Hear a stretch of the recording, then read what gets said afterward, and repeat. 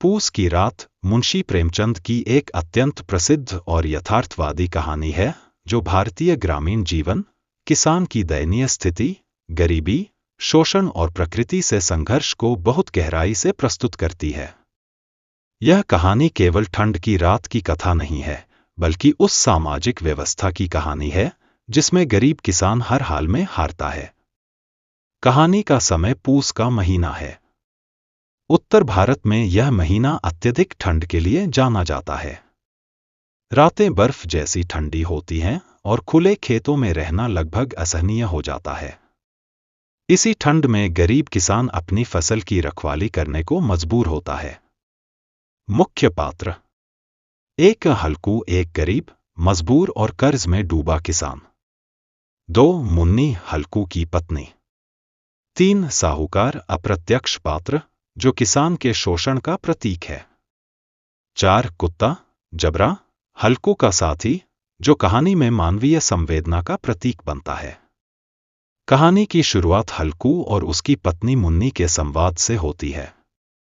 हल्कू के पास इस बार खेत की रखवाली के लिए कंबल खरीदने के पैसे नहीं हैं।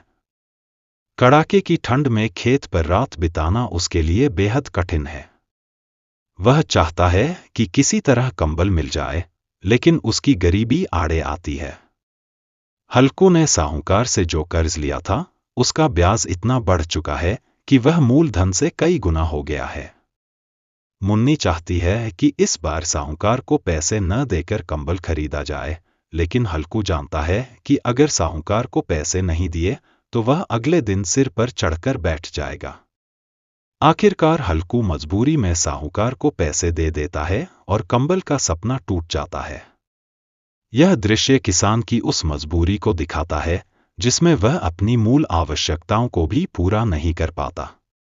रात को हल्कू अपने खेत की रखवाली करने निकलता है। उसके साथ उसका वफादार कुत्ता जबरा भी होता है। ठंड इतनी तेज है कि हाथ पैर सुन्न हो जाते हैं। हल्कू घासफूस जलाकर आग तापने की कोशिश करता है, लेकिन वह आग ज्यादा देर नहीं टिकती।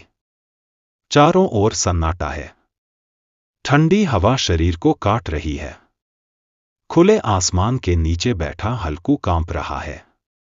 उसके पास न तो पर्याप्त कपड़े हैं और न ही आग जलाने के साधन। जबरा आग के पास सिमटकर बैठ जाता है। हल्कू उसे देखकर सोचता है कि जानवर होने के बावजूद जबरा उससे ज्यादा सुरक्षित है। यह दृश्य बहुत मार्मिक है, जहां इंसान और जानवर की हालत लगभग समान हो जाती है। जैसे जैसे रात बढ़ती है, ठंड और भी तीव्र हो जाती है। हल्कू के दांत किटकिटाने लगते हैं। वह अपने पैरों को सीने से लगाकर बैठ जाता है। उसकी सोच अब खेती, फसल या भविष्य से हटकर केवल ठंड से बचने पर केंद्रित हो जाती है। वह सोचता है कि अगर फसल नष्ट हो भी जाए तो क्या फर्क पड़ेगा।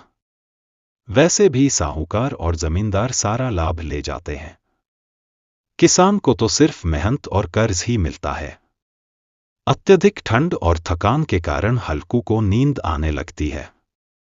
वह जानता है कि अगर वह सो गया तो जानवर खेत को नुकसान पहुंचा देंगे, लेकिन शरीर उसका साथ नहीं देता। वह जबरा से कहता है कि वह जागता रहे और जानवरों को भगा दे। यह दृश्य किसान की असहायता और मजबूरी को गहराई से दर्शाता है। आखिरकार हल्कू सो जाता है। रात में जानवर खेत में घुस आते हैं और फसल को नष्ट कर देते हैं। जबरा भौंकता है, लेकिन वह भी ठंड और थकान के आगे हार मान लेता है। सुबह जब हल्कू जागता है तो देखता है कि उसकी फसल बर्बाद हो चुकी है। वह यह देखकर दुखी तो होता है, लेकिन आश्चर्यजनक रूप से बहुत ज्यादा व्यथित नहीं होता। हल्कू मन ही मन सोचता है कि अब उसे खेत की रखवाली के लिए फिर से ठंडी रातों में नहीं जागना पड़ेगा। फसल न होने का मतलब है अब रखवाली की मजबूरी भी नहीं। यह सोच कहानी का सबसे कठोर और यथार्थपूर्ण मोड़ है। किसान की स्थिति इतनी दयनीय हो चुकी है कि उसे अपनी ही फसल के नष्ट होने में एक प्रकार की राहत महसूस होती है। पूस की रात केवल एक किसान की कहानी नहीं है, बल्कि यह पूरे कृषक वर्ग की त्रासदी है। प्रमुख संदेश।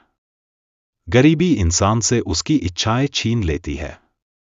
शोषणकारी व्यवस्था में मेहनतकश हमेशा हारता है।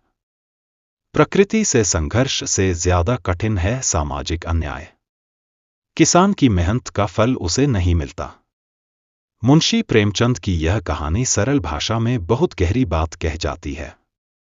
हल्कू का संघर्ष, उसकी हार और उसकी विवश स्वीकृति पाठक को सोचने पर मजबूर कर देती है। पूस की रात आज भी उतनी ही प्रासंगिक है, क्योंकि किसान की स्थिति में बहुत अधिक परिवर्तन नहीं आया है। यही वजह है कि यह कहानी हिंदी साहित्य की अमर रचनाओं में गिनी जाती है।